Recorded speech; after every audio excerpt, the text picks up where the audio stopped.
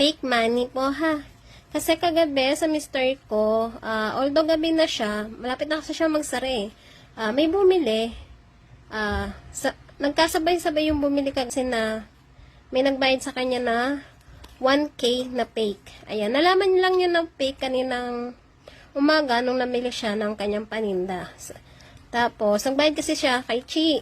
Ayan, sa Chinese, Chi ang tawag sa kanila dun eh. Ayan, sabi sa kanya ng Chinese, fake daw yung 1K na napasama dun sa binayad niya. Siyempre, yung mister ko hiyang-hiya. Baka mamaya nung isipin ha. Ayun.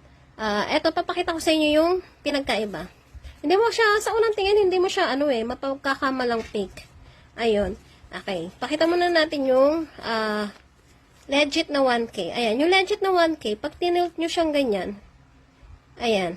May nagre-reflect na ilaw. Tasmos, may dot na apat ba to? 5. Yan, basta may dot siya dapat dyan.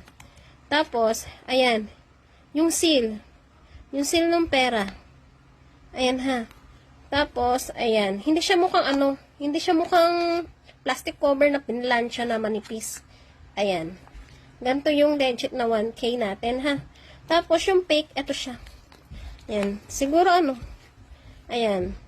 Sa unang tingin, syempre, pagka hindi mo mapapansin, lalo na pag magmamadali ka na eh. Pero pag tinitigan mo siya, para siyang plastic cover na pinlansya na pinatungan ng, ayan kitang-kita naman, di ba?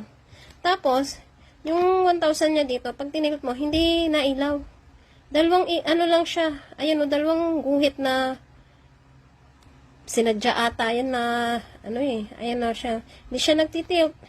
Tapos, wala siya yung dito, dot. Wala siyang dot. Tapos, ibang-iba yung itsura ng seal.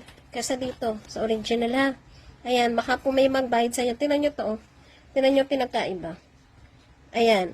Baka po may magbayad sa inyo. Konting aware lang po ha. Sayang din kasi ang pera pag naloko tayo ng mga manloloko. Ayan. Tingnan nyo, para lang siyang plastic cover.